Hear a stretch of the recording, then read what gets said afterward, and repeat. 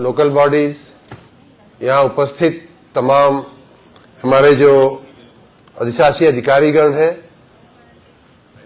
और जो virtual mode पे जुड़े हुए हमारे साथ जो हमारे तमाम मित्र हैं नगर निकायों के, आप सबको यहाँ जो उपस्थित हैं या जो लोग वर्चुअल रूप से सुन रहे हैं, आप सबको नवरात्रि की बहुत बहुत शुभकामना। आज से हमारे हिंदू परंपरा में नया वर्ष भी शुरू होता है, तो नव वर्ष की भी आप सबको बहुत बहुत शुभकामनाएं। ये आने वाला वर्ष आप सबके लिए मंगलमय हो, कुशल हो, कल्याणकारी हो, प्रगतिकारी हो, लेकिन साथ में स्वच्छ भी हो, ऐसी मैं आप सबके लिए कामना करता हूं। मित्रों, आज के दिन पर वर्ल्ड वाटर डे जो यूएन द्वारा मनाया जाता है, स्वाभाविक रूप से एक बहुत ही महत्वपूर्ण दिन है। इस दिन पर हम सब आज इकट्ठे हुए हैं। सीएसई और हमारी डायरेक्टर लोकल बॉडीज के ज्वाइंट संयुक्त प्रयासों से ये जो सभा हो रही है, 2 दिन का जो वर्कशॉप हुआ, उससे हमें आपको बहुत कुछ सीखने को, बहुत कुछ समझने को मिला होगा। अभी मैं बैठे बैठे सुनीता नारायण जी से बात कर रहा था कि एफएसटीपी जो हम बनाए हैं उनके लॉन्ग टर्म मेंटेनेंस के लिए क्या हो सकता है, कैसे हम उनका संचालन बेहतर ढंग से करेंगे। मैं आशा रखता हूं कि 2 दिन के वर्कशॉप में आप लोगों को काफी कुछ इसमें जानने को मिलेगा, लेकिन बहुत सी चीजें ऐसी हैं जो बात करते करते दिमाग में आती हैं। आपको याद होगा कि रेलवे में जब आप पहले यात्रा करते थे तो रेलवे के जो टॉयलेट्स होते थे, पानी की व्यवस्था, ऊपर की टंकियां भरी जाती थी और फिर उस हर जंक्शन पे, बड़े जंक्शनों पे खड़ा होकर के टंकियां भरने की व्यवस्था थी। वो भरी हुई टंकियों का पानी हमारे रेलवे के टॉयलेट्स में आता था, जिसका हम आप उपयोग करते थे।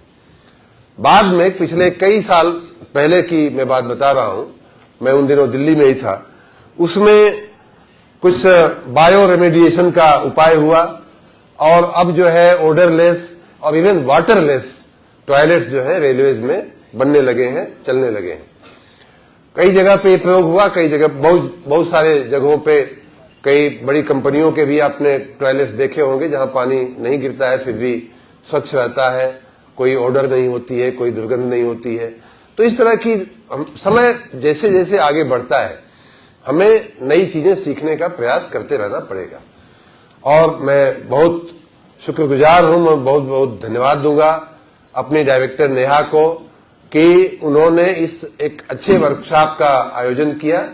और इस मौके पर मैं देख रहा हूं, मेरा 1 साल का, अगर मित्रों मंत्री के रूप में, नगर विकास मंत्री के रूप में मैं अपना अगर सबसे बड़ा कोई योगदान समझ रहा हूं तो वो ये है कि हमने स्वच्छता को एक, पहला तो माननीय प्रधानमंत्री जी ने पहल कर ही दी थी, इसलिए काम आसान हो गया। उन्हें 90% काम उन्होंने कर दिया था, हम लोगों को 10% में हम लोगों को अपना हिस्सा बांटना है, 10% ही बचा है हम लोगों के लिए। लेकिन वो जो 10% था, उसमें सबसे महत्वपूर्ण कार्य ये था कि इसे हम जन आंदोलन कैसे बनाएं, जन भागीदारी कैसे सुनिश्चित करें स्वच्छता में। क्योंकि जब तक वो नहीं होगा तब तक कितने भी आप सफाई मित्र लगा लो, कितने भी ईओ साहब हमारे कितना 4 बजे उठे, 5 बजे उठे, 5 बजे से सफाई कराने लगे, वो पर्याप्त नहीं होगा जब तक जनता उस काम को अपनाएगी नहीं, जब जनता उसको अपने माथे पे उस काम को नहीं लेगी। मुझे बहुत खुशी हो रही है कि पिछले 1 साल के हम लोगों के सबके प्रयास से सफाई या स्वच्छता, खास करके नगरों की, ये एक जन आंदोलन अब बन चुका है। इस बात का हमें बहुत ही मुझे खुशी हो रही है, बहुत ही मुझे आनंद हो रहा है। आज जो आपने दृश्य देखा, जिन महिलाओं को, नारी शक्ति को आज नवरात्रि के पर्व पर, नवरात्रि की शुरुआत में ही हमने जिन्हें सम्मानित किया, नारी शक्ति को, उनके योगदान को आप देखिए। इसमें कई लोग ऐसे भी आए थे कि जो दिव्यांग है, जो स्पेशल व्यक्ति हैं, लेकिन उनका जज्बा देखिए, समाज को स्वच्छ, अपने नगरों को स्वच्छ करने का, अपने नगरों को स्वच्छ बनाने का, सबकी मतलब उनकी कम शारीरिक क्षमता होने के बावजूद ये हम सब के लिए कितना बड़ा लेसन है, हम सब के लिए कितना बड़ा, यूं कह लीजिए कि एक तंज भी है हमारे आपके लिए कि भाई अगर इस तरह के लोग, इस तरह के व्यक्ति, इस तरह के लोग स्वयं चल करके, हमने तो उनको एक कागज दिया है, उस कागज का कोई महत्व समझे भी नहीं, कोई चाहे तो न भी समझे, कुछ नहीं हमने दिया उनको, फिर भी वो समाज की सेवा अपने अपने कम क्षमता वाले शरीर से भी किए जा रहे हैं। ये हम सबके लिए एक बहुत बड़ा लेसन है, एक बहुत बड़ी सीख है मित्रों, और हमें ऐसे वर्कशॉप से यही सब प्रेरणा लेकर के हमें आगे बढ़ने की जरूरत है। अभी नवरात्रि के पर्व चल रहे हैं, इसमें विशेष रूप से मुझे बताया गया कि पूरे नवरात्रि तक का आप लोगों ने एक अभियान स्वच्छ नवरात्रि का छेड़ा हुआ है। मैं उसके लिए भी बहुत बहुत साधुवाद देता हूं, बहुत अच्छी पहल है। और खास करके गलियों कूचों की, घरों की तो सफाई होनी ही चाहिए, लेकिन मैं अपने सामने बैठे हुए, जो वर्चुअल मोड पे बैठे हुए हमारे सभी नगर निकायों के अधिशासी अधिकारी मित्रों से कहना चाहूंगा कि नवरात्रि के पर्व पर विशेष रूप से जो पूजा स्थल होते हैं, मंदिर होते हैं, हमारे जो धर्म स्थान होते हैं, वहां ज्यादा भीड़ होती है। जो सामान्य रूप से पूरे दिन में जितना कचरा नहीं निकलता होगा, वो शायद एक एक घंटे, दो दो घंटे पे आपको साफ करने की कोई व्यवस्था करनी पड़ेगी। और इसलिए स्वच्छ नवरात्रि अगर करनी है, हमने अभी दिखाया छठ की जो पूजा हुई, स्वच्छ छठ पूजा हमने प्रण लिया था, संकल्प लिया था, और बहुत मायने में वो स्वच्छ हो करके सबने देखा कि कितना, इतना प्रवाहित होने के बावजूद भी, फूल माला दुनिया भर की चीजें प्रवाहित होने के बावजूद भी जो चढ़ाई जाती हैं छठ के पूजा में, गन्ने का पेड़ है, गन्ने का पत्ता है, तमाम चीजें वहां डाली जाने के बावजूद भी हमने देखा कि हमारी गोमती नदी हो या अन्य नदियां हो, कितनी स्वच्छ हम कर पाए थे। तो कहने का मतलब ये है कि अगर हम थोड़ा प्रयास करें, थोड़ा लोगों को जागरूक करें, समाज में थोड़ी चेतना हम फैलाने का प्रयास करें, थोड़ा हम एक कदम आगे चल के प्रोएक्टिव होकर के समाज को दिशा देने का प्रयास करें, तो सब कुछ संभव है। इसी समाज में, इन्हीं हाथों और पैरों से हमने करके दिखाया है। और आगे भी स्वच्छ नवरात्रि ही नहीं, बल्कि मैं तो कहूंगा कि नया वर्ष जो शुरू हो रहा है वो स्वच्छ वर्ष के रूप में हम लोग मनावें, और हमारा प्रदेश देश के ही नहीं, सारे दुनिया के सभी देशों में ये एक स्वच्छ और सुंदर प्रदेश बनकर के उभरे। अभी हमसे CSE की कुछ आपके प्रोफेशनल लोग हमको मिलने आए थे। उन्होंने कहा कि आप मंत्री जी ये बताइए कि उत्तर प्रदेश में अगर स्वच्छता आएगी, सैनिटेशन होगा, यही सवाल था ना आपका, तो देश पे और दुनिया पे क्या असर पड़ेगा। मैंने कहा कि हम अभी अपनी बात कहने ही वाले हैं, आप वहीं आके सुन लीजिएगा। तो उत्तर प्रदेश देश का 5वां हिस्सा है। उत्तर प्रदेश जो है वो देश का, अगर ज्योग्राफी की दृष्टि से देखा जाए तो चौथा सबसे बड़ा राज्य है। आबादी की दृष्टि से देखा जाए तो सबसे बड़ा राज्य। इतना ही नहीं, अगर 25 करोड़ की आबादी को हम दुनिया की आबादी के साथ अगर हम वो गणित लगावें, तो लगभग 25वें हिस्से की दुनिया की आबादी उत्तर प्रदेश में रहती है। अगर यहां सफाई सुनिश्चित कर दी गई, अगर यहां सैनिटेशन सुनिश्चित कर दिया गया, अगर यहां वाटर मैनेजमेंट अच्छा कर दिया गया, तो पूरे दुनिया पे इसका इम्पैक्ट पड़ने वाला है, पूरे देश पे इसका इम्पैक्ट पड़ने वाला है। ये बात मैं बार बार कहता हूं, आज भी प्रासंगिक है, इसलिए ये कहना आवश्यक था। जहां तक वर्ल्ड वाटर डे की मित्रों बात है, आप जानते हैं कि ये UN द्वारा मनाया जाने वाला दिन है। इस दिन पे मैं देश की, प्रदेश की और पूरे विश्व की सभी संस्थाओं को, सभी लोगों को मैं इस दिन पे शुभकामनाएं देता हूं। लेकिन भारत का जहां तक दर्शन रहा है, भारत का जहां तक सोच रही है, भारत का जो विचार रहा है मित्रों, ये हम साल में एक दिन पानी की पूजा नहीं करते हैं, हम तो रोज पानी की पूजा करते हैं, और बल्कि सुबह शाम नहाते उठते जागते हम पूजा करते हैं। आप हमारे यहां जल जो है वो पंच महाभूतों में से एक महाभूत बोला जाता है। क्षिति जल पावक गगन समीरा जो कहते हैं, धरती, आकाश, अग्नि, वायु, उसी में जल भी आता है, एक पांचवा जो पंच महाभूत है। इन पांचों के बिना पूरी सृष्टि, चाहे हम हो, चाहे आप हो, चाहे मेज हो, चाहे कुर्सी हो, चाहे माइक हो, चाहे कैमरा हो, कुछ भी कहा जाता है कि इस पंच महाभूत के अलावा इनमें कुछ है नहीं, इन्हीं पांचों चीजों से बनी हुई है। उन पंच महाभूतों की पूजा करना, उनका सम्मान करना, ये हमारी दैनंदिनी में है, हमारी रोज की दिनचर्या में है। भारत के लोगों के सुबह हम उठते हैं, पृथ्वी को प्रणाम करते हैं, नहाते हैं तो किसको प्रणाम करते हैं? जल को। गंगा च जमुना च गोदावरी सरस्वती बोलते हैं कि नहीं? तो वो जल की जो जल के हमारे स्रोत हैं, ये हम रोज नहाते धोते, अभी नवरात्रि की पूजा हो रही है, आज बहुत से घरों में कलश स्थापित करने की परंपरा है। नवरात्रि में माँ के एक प्रतिबिंब के रूप में, माँ की उसके रूप में, परिचायक के रूप में कलश की स्थापना नवरात्रि में की जाती है। कलश के अंदर प्रमुख रूप से क्या होता है?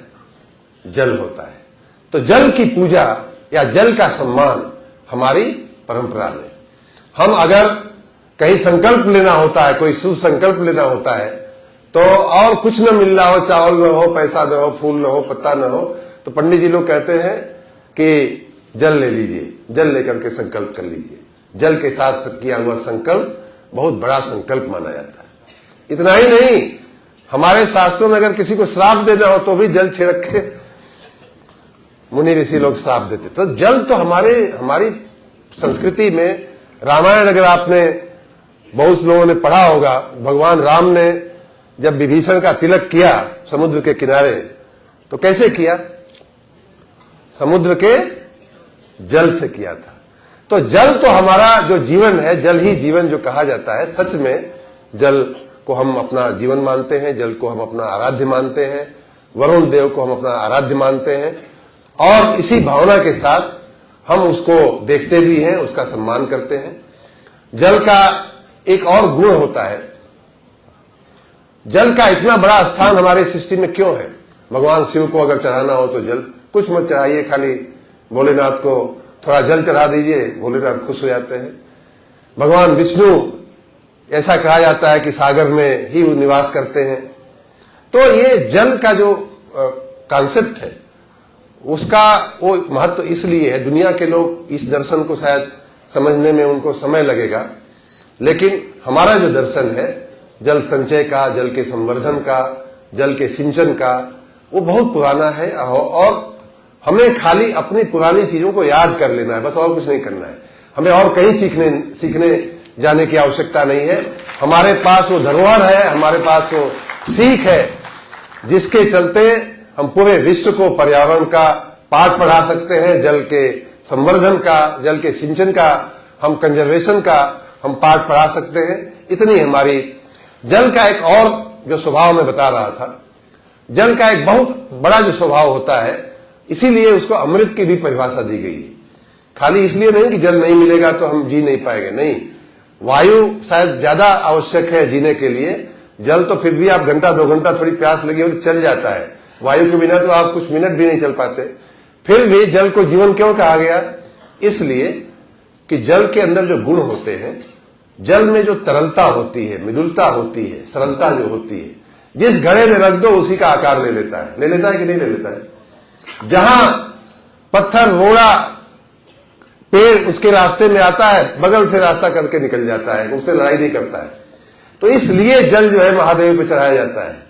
इसलिए, नहीं तो हम बड़ा आसान था, मुनि ऋषि हमें कह दिए होते कि आप हवा फूंक दीजिए अपने मुंह से, हो गया, भगवान भोलेनाथ का अभिषेक हो गया। लेकिन जल कहा गया है। तो जल का ये जो गुण है, जल की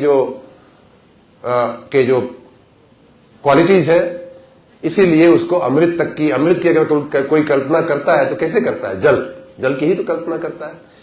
तो हमारे संस्कृति में जल का बड़ा महत्व रहा है। इसीलिए समस्या ये हुई है, क्यों ये वर्ल्ड वाटर डे मनाना, क्यों ये सभाएं करना, क्यों ये वर्कशॉप करना आवश्यक बना है आज के जमाने में? इसलिए कि ये सब कुछ जानते हुए कि अब हमारा जल की जो राशि है, जल का जो हमारा पूरा टोटल रिसोर्स है, वर्ल्ड पॉपुलेशन के लिए कहने के लिए तो हम 3/4 पूरी सृष्टि का जल ही है, लेकिन बहुत कम जल है हमारे पास जिसका हम उपयोग कर सकते हैं। अब वो जल जो है धीरे धीरे धीरे धीरे दुर्लभ होता जा रहा है।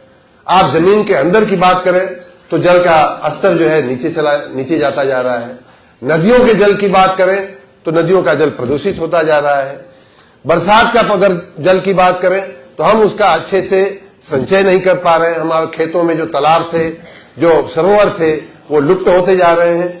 जल का संचय जो होना चाहिए था कि तालाब में पानी इकट्ठा हो, फिर उसके बाद परकोलेट हो, जमीन में जाए, उस पानी जो पानी वहां इकट्ठा होता है उसका वाष्पीकरण होकर के बादल बने, बादल से फिर बरसात हो, ये जो साइकिल थी ये टूटती हुई दिखाई दे रही है मित्रों। इसलिए ऐसे दिनों को, वर्ल्ड वाटर डे जैसे अवसरों को मनाने का, समझने का, ऐसे सुनीता नारायण जी और हमारे जो मंच पे जो लोग, जो जानकार लोग हैं, उनको सुनने का इसीलिए आवश्यकता बनती है। क्योंकि हम भूल जाते हैं, कई बार हमारा सब कुछ मालूम होने के बावजूद भी हम उसको अपने आचरण में उतारने में हम लापरवाही कर देते हैं। कई बार हमने देखा है, घरों में भी देखा है, गलियों में, सड़कों पे भी देखा है, चलते जाते हैं आप, लेकिन पानी का टैप जो है वो खुला रहता है, पानी गिरता रहता है, कोई उपयोग नहीं कर रहा है, फिर भी पानी बहा जा रहा है, पानी गिरा जा रहा है। उसके कितने दुष्परिणाम हैं। एक तो पानी का खुद का उसकी राशि को आप क्षय कर रहे हो, उसका जो क्वांटम है उसको आप कहीं न कहीं बर्बाद कर रहे हो, अनावश्यक आप बहाए जा रहे हो। जो भी टंकी में पानी इकट्ठा होगा वो 2 घंटे में, 4 घंटे में खत्म हो जाएगा। किसी दूसरे व्यक्ति को उसकी आवश्यकता होगी, उसको नहीं मिलेगा। लेकिन उसके साथ उसका जो दूसरा आज का जो हमारे वर्कशॉप का जो थीम है, पानी और सैनिटेशन। पानी जब एक्स्ट्रा गिरेगा, पानी जब एक्स्ट्रा फैलेगा गलियों पे, सड़कों पे, तो कितना नुकसान करता है इसका प्रत्यक्ष आप रोज अपने जीवन में आप उदाहरण देखते हैं।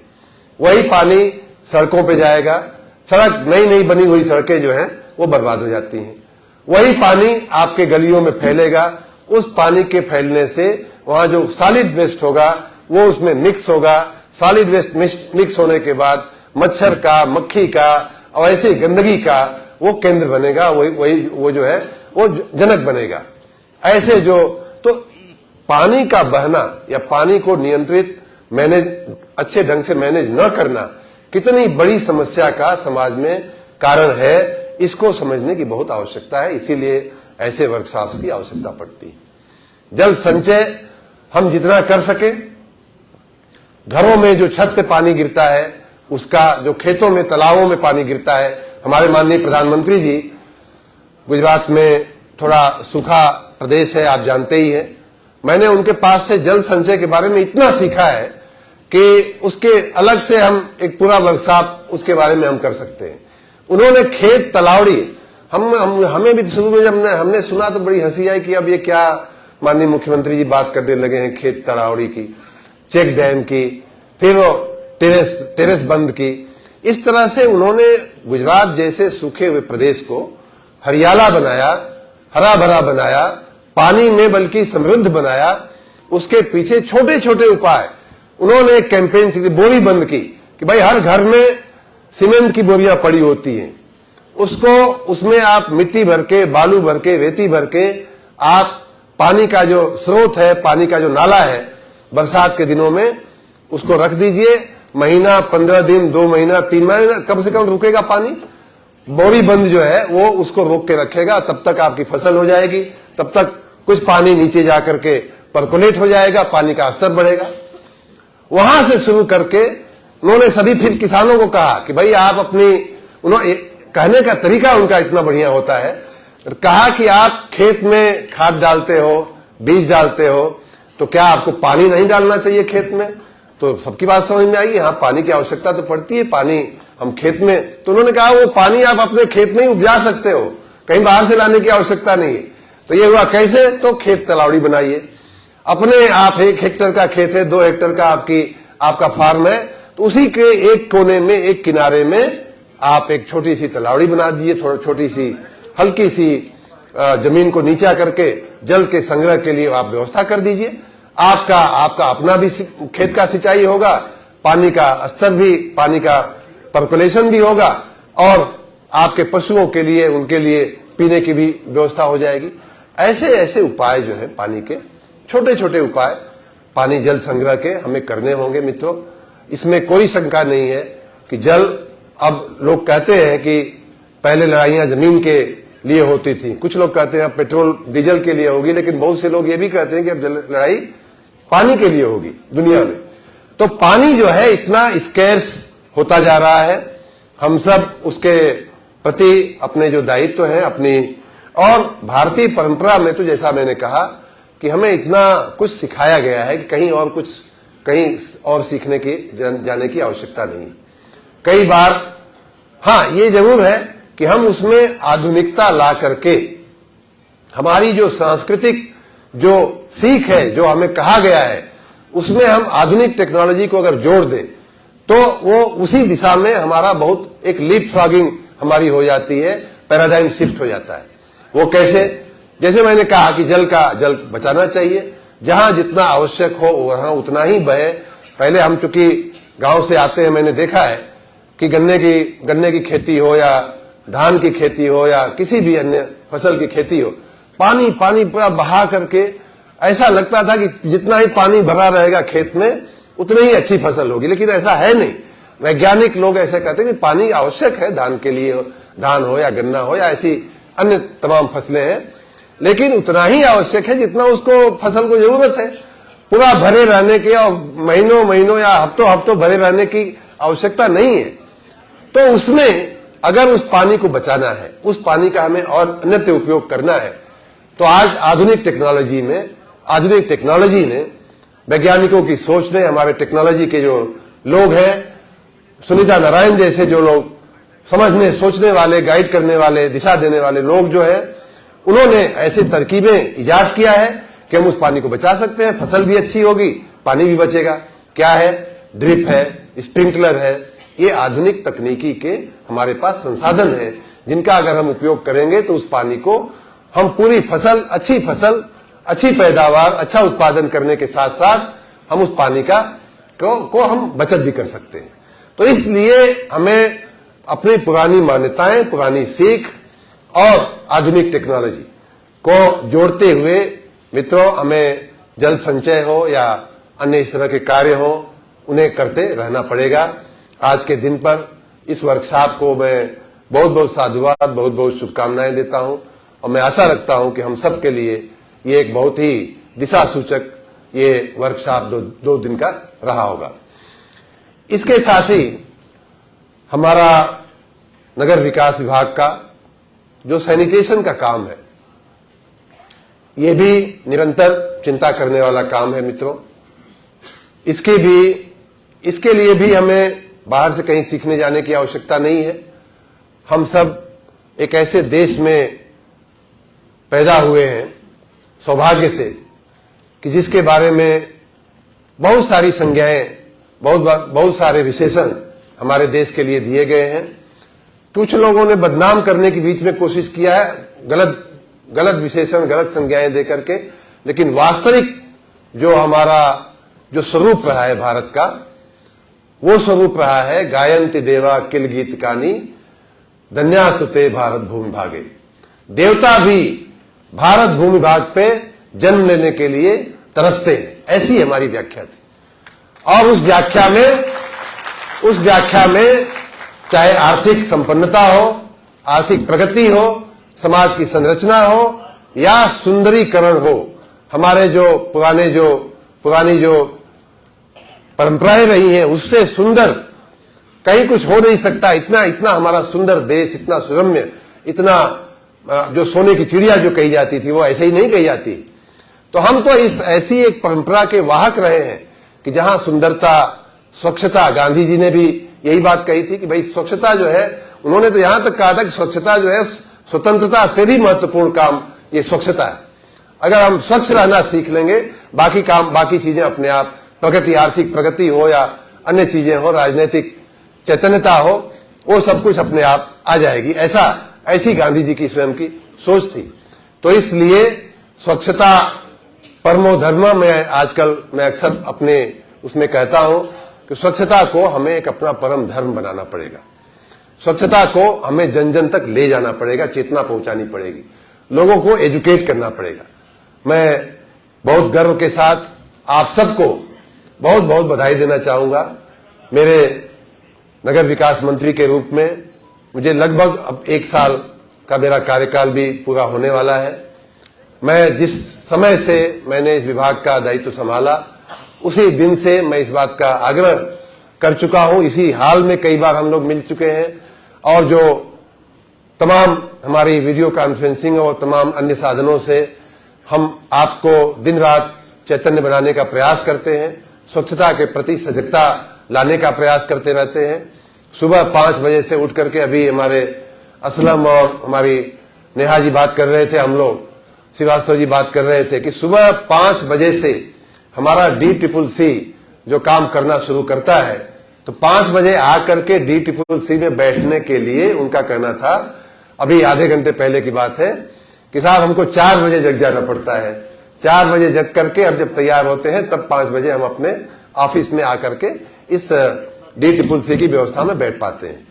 तो आप सबने, अधिशासी अधिकारियों ने, अपने कर्मचारियों ने, सफाई कर्मियों ने, अभी जाड़े का सीजन गया, जाड़े के सीजन में मैं देखता था कि महिला सफाई कर्मी भी 5:30 बजे से तो हमें फोटो मिलने लगती थी यहाँ DCCC के मार्फत। उस दिन के कोहरे में चेहरा नहीं दिखाई देता था, अच्छे से फोटो में उस महिला की या पुरुष की पिक्चर पूरी नहीं दिखाई देती थी। ऐसे फोटो, इतना घने कोहरे में भी हमारे सफाई कर्मचारी गलियों में और सड़कों पर निकल करके सफाई करते थे। और मित्रों, आप सबको बताते हुए मुझे आनंद हो रहा है, बताते हुए खुशी हो रही है कि पूरा देश और दुनिया आपके इस प्रयास को, आपके इस पुरुषार्थ को की प्रशंसा कर रहा है, उसकी नोटिस ले रहा है। और जो उत्तर प्रदेश के सैनिटेशन के क्षेत्र में जो उत्तर प्रदेश में फर्क आया है, उसकी पूरी देश और दुनिया में उसकी चर्चा है। अभी आपने देखा होगा, आप में से कई लोग इसके स्वयं साक्षी भी बने होंगे कि G20 की मीटिंग हुई, उसी के साथ हमारी ग्लोबल इन्वेस्टर समिट भी हुई। पूरी दुनिया के लोग हमारे उत्तर प्रदेश की धरती पे उतरे थे। आगरा में हो गई, लखनऊ में हो गई, इन दोनों जगहों पे आने वाले लोगों ने जिस प्रकार की प्रतिक्रिया हमें दिया है, जिस प्रकार का फीडबैक हमें दिया है, सच में अपना सिर जो है गर्व से ऊंचा हो जाता है। उन लोगों ने यहां तक कहा कि ऐसी सफाई, ऐसे सुंदर शहर दुनिया में बहुत कम देखे, दुनिया के लेवल का ये सुंदरता आगरा की और लखनऊ की दिखाई दे रही। यहां तक उन्होंने कहा कि हमारे भारत सरकार के जो हमारे मित्र, जो अधिकारी, सेक्रेटरी लेवल के लोग जो आए थे, जो उन मीटिंगों का जो संचालन या कोऑर्डिनेशन कर रहे थे, उन लोगों ने यहां तक कहा कि उत्तर प्रदेश ने भारत का मस्तक पूरी दुनिया में ऊंचा कर दिया है। इतनी ज्यादा प्रशंसा आपके इस कार्य की हुई। तो आपने जो 1 वर्ष से तपस्या किया है, आपने 1 साल से जो पुरुषार्थ किया है, उसका परिणाम मित्रों दिखने लगा है। आप सब उसके लिए बधाई के पात्र हैं, आप सब उसके लिए साधुवाद के पात्र हैं। इसमें मैं अपने कर्मचारी, सफाई कर्मियों के संगठनों का भी मैं खास उल्लेख करना चाहूंगा कि उन्होंने जो सफाई कर्मचारियों के या नगर निकायों के, नगर विकास से जुड़े हुए जो कर्मचारियों के जो संगठन है, उन्होंने भी इस कार्य में बहुत पॉजिटिव योगदान दिया है। हमेशा एक पॉजिटिव माहौल बनाए रखने का उन्होंने प्रयास किया है। मैं उनका भी इस अवसर पे मैं उनको भी धन्यवाद दूंगा। मित्रों, देखिए, जब अच्छा काम होता है तो उसका सबसे बड़ा पारितोषिक ये होता है, सबसे बड़ा इनाम ये होता है, क्या होता है? और काम दे देना है कोई उस व्यक्ति को। मान लीजिए आप अच्छा काम कर रहे हैं, आप छोटे निकाय में हैं, आपको बड़े निकाय में रख दिया गया, तो बड़ा काम बढ़ा दिया गया आपका। आप उससे और अच्छा किए, आपको और बड़े निकाय में रख दिया गया। तो कुल मिला के, अब ये शब्द हमारे नहीं है, ये शब्द हमारे देश के माननीय प्रधानमंत्री जी के हैं। मैं रिपीट कर रहा हूं कि भाई हमारे पास और तो कुछ आप लोगों को देने के लिए है नहीं, हाँ हम आपका काम बढ़ा सकते हैं। तो काम जब अच्छा होता है तो उसका सबसे बड़ा पारितोषिक, सबसे बड़ा आनंद ये होता है कि काम बढ़ जाता है। अब देखिए, अब जो लोगों की उम्मीदें हैं हमसे, आपसे, सफाई कर्मियों से, सफाई हमारे नगर निकाय के व्यवस्थापकों से, वो ये है कि कहीं एक तिनका भी गिरा हुआ नहीं दिखना चाहिए। कहीं एक, जैसा नेहा ने अभी कुछ दिन पहले एक अभियान शुरू किया है कि कहीं एक भी पान की पिचकारी नहीं, पिचकारी बोलते हैं, क्या बोलते हैं, पीकू तो उसी से आया है। तो पान थूकने का एक भी निशानी ऐसी हमारे शहर में, हमारे नगर में, हमारी जो पब्लिक इंस्टीट्यूशंस है, लोग आकर के इतनी गंदगी करके जाते हैं। हम अस्पताल की बात करें, स्कूल की बात करें, कॉलेज की बात करें, सरकारी दफ्तरों की बात करें, सचिवालय की बात करें, पान खाने वाले लोगों से इतनी गंदगी होती है। खुद का कपड़ा उनका चकाचक होता है, सब कुछ बढ़िया होता है, पूरा सेंट मारे होते हैं, लेकिन ऐसी जगह थूकेंगे कि आप उसको ओवरलुक नहीं कर सकते, उस गंदगी को आप देखे बिना रह नहीं सकते। ऐसी जगहों को पवित्र करके जाते हैं। तो हमारा अब अगला चरण, हमारा अगला जो स्टेज है या फेज है सफाई के कार्य का, मैंने पिछले 3 महीने से 100 दिन पहले मैंने ऑलरेडी कहा था, जब G20 और GIS की बातें चल रही थी, उन्हीं दिनों हमने कहा था कि भाई हमें वैश्विक नगर बनाने हैं, हमें अपने नगरों को गुड टू ग्रेट बनाना है, हमें अपने नगरों को श्रेष्ठ बनाना है, हमें अपने नगरों को ग्लोबल बेंचमार्किंग करनी है। अब हम यहाँ की लोकल बेंचमार्किंग में चिंता न करें, वो हो जाएगी, अपने आप हो जाएगी। हमें अब ग्लोबल बेंचमार्किंग करनी है, अपने को G सिटीज बनानी है, ग्लोबल सिटीज बनानी है। लेकिन उसके लिए हमने अभी तक बहुत अच्छा किया, बहुत बढ़िया किया, प्रशंसा का पात्र है, लेकिन वो पर्याप्त नहीं है मित्रों। अब हमें अपने नगरों का सुशोभन, अपने नगरों के सुंदरीकरण में सफाई तो बड़ी मिनिमम, जैसा कि मैंने पहले भी आपको कहा है कि सफाई, दैनिक सफाई जो है वो तो किसी मानव शरीर पे कपड़े जैसा है कि आप बिना कपड़ा पहने बाहर निकल ही नहीं सकते, इस तरह की बात है। सफाई के बिना तो चल ही नहीं सकता। लेकिन उसके बाद हम गहने पहनते हैं, हम श्रृंगार करते हैं, वो अब सुशोभन, वो श्रृंगार जो है वो अभी करना बाकी है अपने नगरों का। और मैं शुरू से ही कह रहा हूं, वो श्रृंगार कब होगा, जब हमारा एक एक चौराहा जो है सुंदर दिखेगा, एक एक हमारा तालाब जो है उसको हम अमृत सरोवर जब बना लेंगे, तब हमारा नगरों का सुशोभन होगा। अभी हमें कुछ दिन पहले, हम पहले भी ये बात मैं कह चुका हूं और इस समय ज्यादा प्रासंगिक है कि हर नगर निकाय में, म्युनिसिपैलिटी हो, नगर पंचायत हो या इवन नगर निगम हो, कि वहां आप देखोगे तो 6-6 महीने पुरानी होर्डिंग, कोई महानुभाव के बारे में लिखा गया होगा कि फलाना का हम इस नगर में स्वागत करते हैं। वो महानुभाव आ भी गए होंगे, चले भी गए होंगे, उसके बाद 50 और नगरों में जा चुके होंगे, लेकिन वो होर्डिंग जो है वहां से हटती नहीं। किसका काम है? वो होर्डिंग हटाना बहुत आवश्यक होता है। तो इसलिए हमें चौराहों का सुंदरीकरण, गलियों कूचों का रखरखाव, सुंदरीकरण, पानी जन्य, जो मैं बता रहा था कि पानी फालतू जब में जो गिरता है, पानी का नुकसान तो होता ही है, लेकिन साथ में मच्छर भी पैदा करता है, डेंगू होता है उसके चलते, मलेरिया होती है उसके चलते। ऐसी जगहों की सफाई, ऐसे जो गंदगी के जो स्रोत है, पानी निकलने का जो स्रोत है, उसको बंद करने के उपाय, नालियों की सफाई, नालाओं की सफाई। अब एक कुछ दिन बाद फिर से बरसात का सीजन आ जाएगा, उसकी हमें एडवांस तैयारी। हमने अमृत सरोवर का जो अभियान चलाया था, काफी अच्छा काम हुआ है, लेकिन अभी भी मुझे स्वयं उससे संतुष्टि नहीं है। अभी हम उसमें बहुत कुछ हमें करना बाकी है, और वो इसलिए भी बाकी है, जो आज का थीम जो का आधा भाग जो है जल संचय, वाटर कंजर्वेशन या वाटर फॉर ऑल या वर्ल्ड वाटर डे का जो संदेश है, इसलिए भी वो आवश्यक है तालाब बनाना। क्योंकि जब तक हम पानी का परकोलेशन नहीं करेंगे, पानी का नीचे जमीन में नहीं जाएगा, तब तक पानी का कोई अनंत हमारे पास स्रोत नहीं है कि हम जब तक चाहें पीढ़ियों, और हम क्या अपने आने वाली पीढ़ियों को क्या छोड़ के जा रहे हैं, उसकी भी चिंता हमें करनी चाहिए। इस दृष्टि से भी अमृत सरोवर वाला जो काम, कहीं बहुत अच्छे काम हुए हैं, सैकड़ों की तादाद में अमृत सरोवर बने हैं, कई 100 बने हैं, बहुत अच्छे बने हैं, देखने लायक बने हैं। लेकिन मैं चाहूंगा कि कम से कम हर निकाय में 2-5 इस तरह के तालाब क्यों नहीं बन सकते। बहुत सामान्य वाटर बॉडी तो है ही, उसको थोड़ा खुदाई करनी है, थोड़ी सफाई करनी है, उसमें लोग जो ला करके कूड़ा कचरा जो डालते हैं, फेंकते हैं, उसको हमें साफ करके और थोड़ा व्यवस्थित कर देना है, बस इतना ही काम है। अगर कोई जगह ऐसी है जहां और ज्यादा पर्यटन की संभावनाएं हैं, तो थोड़ा और सुंदर कर दीजिए, उसका एक वाटर फ्रंट बना दीजिए, लाइट लगवा दीजिए, वहां 26 जनवरी 15 अगस्त को ध्वजारोहण की व्यवस्था कर दीजिए। तो ये सब काम अभी हमें करने बाकी है। बहुत सी जगह पे बहुत अच्छी शुरुआत हुई है।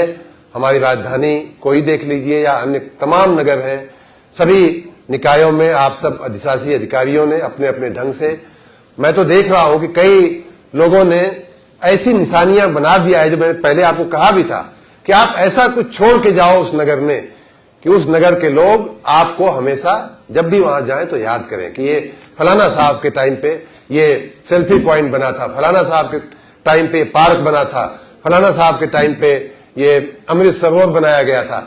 इस तरह की आप अपनी यादें, भले वहां से ट्रांसफर हो जाए, लेकिन अपनी यादें आप उस नगर में, उस शहर में छोड़ के जाएं।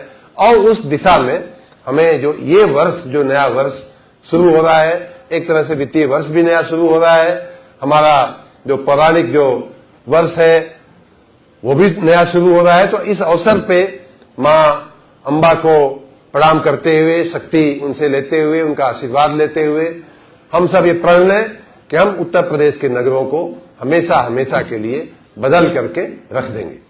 अभी स्वच्छ सर्वेक्षण का भी समय आ गया है, समय शायद शुरू हो रहा है। उसमें भी एक तो मैंने अभी तक जो बात किया वो ये किया कि आपको काम अभी करना बाकी है। बहुत अच्छा काम किया है आपने, लेकिन अभी बहुत कुछ करना बाकी है, समाज को इन्वॉल्व करना बाकी है। अभी प्रिंसिपल सेक्रेटरी साहब बोल रहे थे कि हमारे नगरों में जो पब्लिक टॉयलेट्स हैं, ये यही हम बोल रहे हैं कि गुड टू ग्रेट जो हमें काम करना है वो इन्हीं दिशाओं में करना है। चौराहों का सुंदरीकरण, तालाबों का सुंदरीकरण। हमारे जो टॉयलेट्स होते हैं, जाने का मन नहीं करता है। अगर पब्लिक टॉयलेट है, भले सामने दिख रहा है, लेकिन फिर भी आप अवॉइड करते हैं कि नहीं, चलो हम घर पहुंच करके ही अपना काम करेंगे, रिलैक्स होंगे। क्यों नहीं जाते हैं? क्यों नहीं लोग जाना चाहते हैं? इसलिए कि आपके मन में पहले से ये बात घुसी हुई है कि इससे गंदी जगह कोई हो ही नहीं सकती। ये सबसे गंदा, शहर में अगर कोई स्थान है तो हमारे निकाय का या हमारे बस स्टेशन का या रेलवे स्टेशन का या अस्पताल का जो टॉयलेट होता है वो है सबसे गंदी जगह। इस धारणा को, इस परिस्थिति को हमें बदलना है। मंदिरों के अगल बगल, जो हमारे धार्मिक स्थानों के अगल बगल, जो उनके ट्रस्ट के, उनके हमारे नगर पालिका से संचालित जो हमारे टॉयलेट्स होते हैं, उनकी हालत देख लीजिए। जाने का मन नहीं कर सकता। अगर आप चले गए तो आपका पूरा दिन आपकी मेमोरी में वो रहेगा और गंदगी, और आपका पूरा दिन के लिए आपका मिजाज बिगड़ जाता है। तो इस परिस्थिति से भी हमें अपने नगरों को निकालना है मित्रों, हमें अपने समाज को निकालना है। तो इस दिशा में हम आने वाले वर्ष में कमर कस करके अपने जो जिम्मेदारी है, हमारी जिम्मेदारी है, हम कोई समाज पे एहसान भी नहीं कर रहे हैं। समाज की हमसे ये उम्मीद है, हमें उस उम्मीद पे खरा उतरना है। हमें पूरा, और जहां तक आप लोगों को वर्किंग एनवायरनमेंट देने की बात है, वर्क कल्चर की बात है, हमारी तरफ से, विभाग की तरफ से, हमारे निदेशालय की तरफ से कहीं कोई कमी हो तो आके हमें बताइए। हम आपको अगर किसी और काम के लिए परेशान कर रहे हो तो आकर के हमको बताइए। इतना ही नहीं, जो लोग आपको परेशान करते थे उनसे भी हम आपको प्रोटेक्ट करने का प्रयास कर रहे हैं, जहां तक संभव होता है, जहां तक जानकारी हमको मिलती है। तो इसकी किसी भी चीज की चिंता किए बिना आप सिर्फ अपने कर्तव्य पे, और कर्तव्य यही है कि जल का संचय हो आपके नगर में, पानी सबको मिले। गर्मी का सीजन आ रहा है, हमें इस बात की बड़ी वो रखनी पड़ेगी कि पानी की सप्लाई में कहीं सबसे बड़ी आवश्यकता तो वही है। आदमी जिएगा तब बाकी बातें सोचेगा। इसलिए जल का आपूर्ति जो है, सप्लाई जो है, वो सबसे बड़ा कर्तव्य है। आने वाले दिनों में वो भी एक चैलेंज आएगा आपके पास। बहुत से निकाय हैं, खास करके हमारे बुंदेलखंड के क्षेत्र के जो निकाय हैं उनमें विशेष रूप से ये चैलेंज रहता है, उसको भी आप देखिए। साथ ही जल का दुर्व्यय न हो, ये भी आपको देखना होगा। जल के चलते जो रोग और मच्छर और मलेरिया जैसे जो समस्याएं, पानी जनित जो अन्य रोग होते हैं, कालरा तक की जो समस्याएं पैदा होती हैं, वो भी आपको देखना है। सैनिटेशन का जो विषय है उसे अब हमें अंतिम कड़ी तक ले ही जाना पड़ेगा। उसी कड़ी में माननीय सुनीता नारायण जी ने जो ये पहल किया है, हम लोगों को जो एक मार्ग दिखाया है एफएसटीपी की, वो एक बहुत ही उत्कृष्ट पहल है। मैं उसका स्वागत करता हूं। आज कुछ जगहों पे जिनकी शुरुआत हुई है उनके भी लॉन्ग टर्म रख रखाव की व्यवस्था हमें अच्छे से करनी पड़ेगी, क्योंकि कोई चीज शुरू कर देना ही पर्याप्त नहीं होता है। उसका ये चीज ऐसी है कि समयांतर पे उसका मेंटेनेंस, उसका जो आपको वर्कशॉप में बताया गया होगा कि उसका कैसे आप बाकी जो करते हैं वो कैसे करेंगे। इन सारे विषयों पे एक चीज और मेरे मन में बहुत ज्यादा है, शायद आप लोग उसको अपनी जिम्मेदारी नहीं मानते होंगे, लेकिन मैं मानता हूं कि हमारी जिम्मेदारी है। कई लोगों ने आकर के हमसे कहा कि साहब आप पूरे नगर में, शहर में ढिढोरा पीट रहे हैं कि हम सब कुछ साफ रखेंगे या रखवाएंगे। ये जो अस्पतालों के जो टॉयलेट हैं या बस स्टेशन के टॉयलेट हैं, उसका कौन जिम्मेदार है?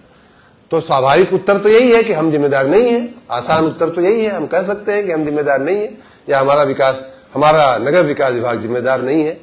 लेकिन क्या आपको लगता है कि हमें उसकी सफाई नहीं करनी चाहिए? हमें, आपको ही, हमारे ही बच्चों को, हमारे ही रिश्तेदारों को तो उस बस स्टेशन से होकर गुजरना पड़ता है। हमारे ही लोग तो बीमार पड़ते हैं तो उनको अस्पतालों में जाते हैं। इसलिए थोड़ा सा अपने बाहों को थोड़ा और फैलाते हुए हमें उसकी भी चिंता कर लेनी चाहिए।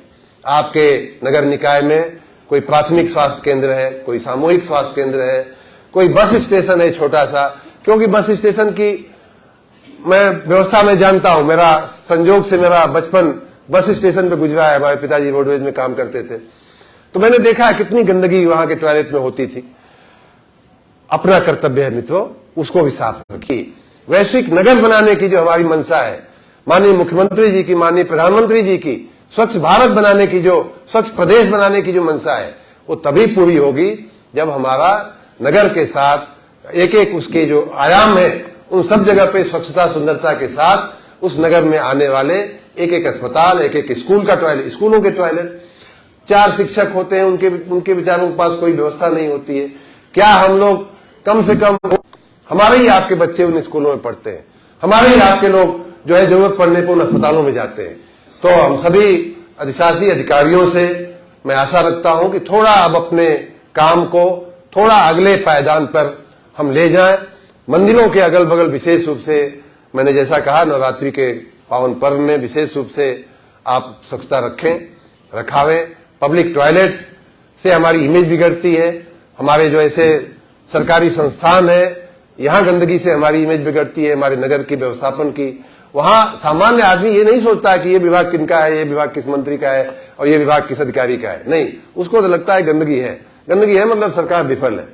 तो ये इंप्रेशन हमें नहीं देना है, हमें अपने नगरों को। और दूसरा की जो पहल हुई है, फिर से 75 घंटों का जो अभियान चला था, या वो अभियान अभी कंटिन्यू कर रहा है, इतने अच्छे उसके परिणाम आए हैं कि जो लोग बरसों से मोहल्लों की पहचान बन गई थी, घरों के का वो कूड़ा का ढेर जो है वो घरों का एड्रेस बन गया था कि यहां से दाएं, वहां से बाएं जाइएगा, वहां कूड़ा का ढेर मिलेगा, वही हमारा घर है।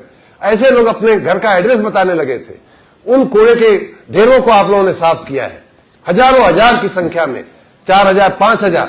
लेकिन अब फिर से आपने जो सफाई की, आपने जो घंटों वहां रह करके जो गंदगी और जो दुर्गंध झेली है, फिर से वहां गंदगी न हो, इसका भी आपको ध्यान रखना पड़ेगा।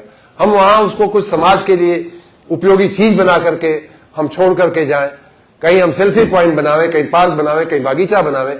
ये बातें मैं एक ही बात बार रिपीट इसलिए कर रहा हूं कि वही कि हमें मालूम है कि जल महत्वपूर्ण है, फिर भी हम उसका अपव्यय करते हैं।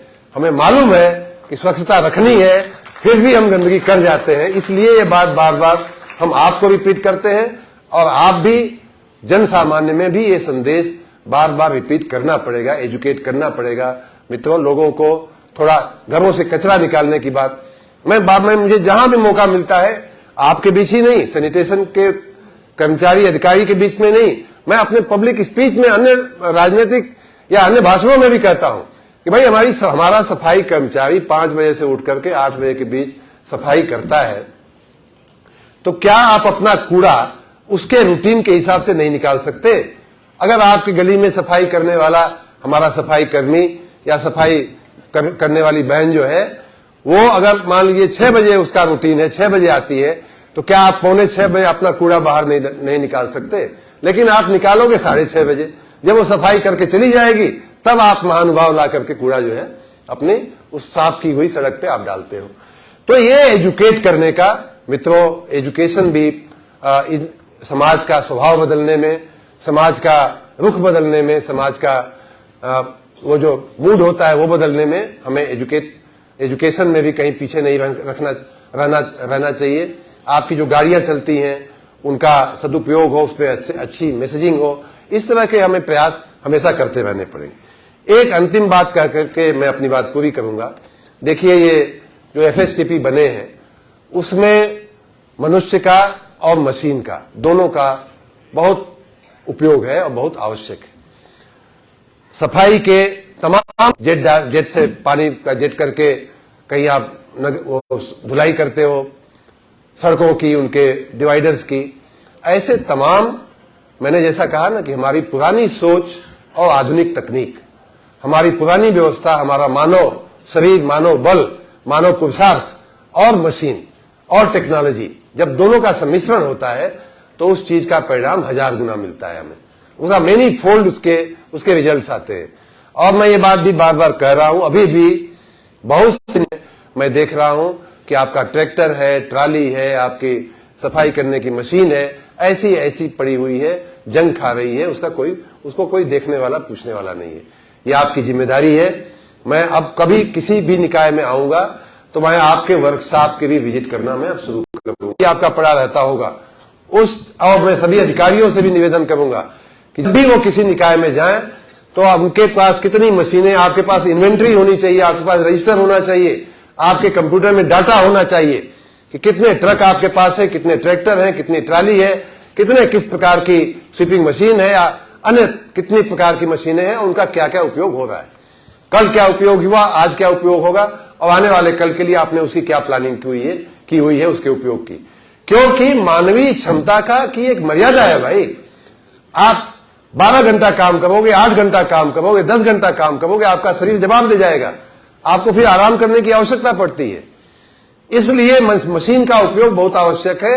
अगर आपको अपनी क्षमता को 10 गुना, 25 गुना, 50 गुना, 100 गुना और 1000 गुना करना है तो आप इसमें कहीं कमी मत रखिए। मुझे कई जगह से यह भी रिपोर्ट मिली है कि डीजल जो है वो कागज पे खाली दिखाया जाता है कि हमारे ट्रैक्टर में और ट्रक में खर्चा हो गया, वास्तव में वो डीजल जो है वो खर्चा होता नहीं है। मुझे तो यहां तक बताया गया है और मैं आपको इसको अलर्ट और वार्निंग देना चाहता हूं इस बात के लिए कि आपके निकाय का डीजल जो है समाज के अन्य लोगों की गाड़ियों में जाता है।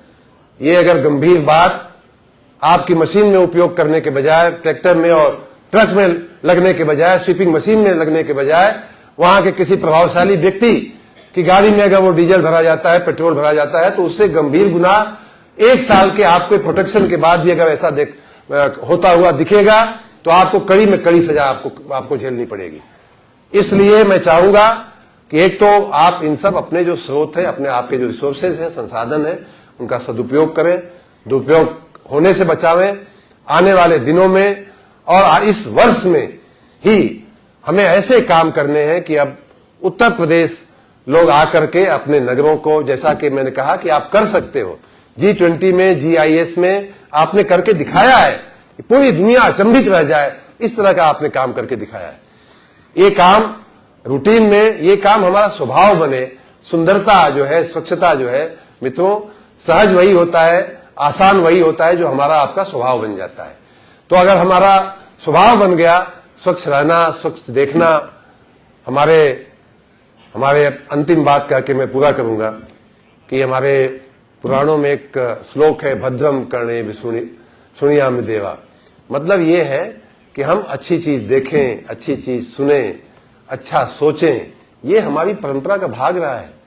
तो इसलिए कहीं भी कोई नजर डाले उसको अच्छा दिखे, कहीं भी कोई नजर डाले सुंदर दिखे, भव्य दिखे, भद्र दिखे, इस प्रकार का काम करके हमें उत्तर प्रदेश की जनता के चरणों में एक स्वच्छ और सुंदर उत्तर प्रदेश उनके चरणों में रखना है। मित्रों, 1 साल की मेहनत, उसमें एक मील का पत्थर हमारे दृष्टि से साबित हुआ है, बहुत अच्छा काम हुआ है, लेकिन अभी कई मील हमें चलना है। मुझे आशा है कि आप सब वो चलने में बहुत तेजी से आप असरदार, प्रभावी ढंग से आप उस यात्रा को भी पूरी करेंगे। मैं आपको फिर से इस नवरात्रि के शुभ पावन पर्व पे मैं आपको शुभकामना देता हूं, आपके परिवार के लिए भी, आपके व्यक्तिगत उत्थान के लिए, प्रगति के लिए, और साथ ही में जो आप कार्य कर रहे हैं उसमें भी आपको यश मिले, आपको सफलता मिले, हमारा प्रदेश स्वच्छ और सुंदर बने, इस आशा के साथ मैं अपनी बात पूरी करता हूं। आप सबको बहुत बहुत धन्यवाद, बहुत बहुत धन्यवाद।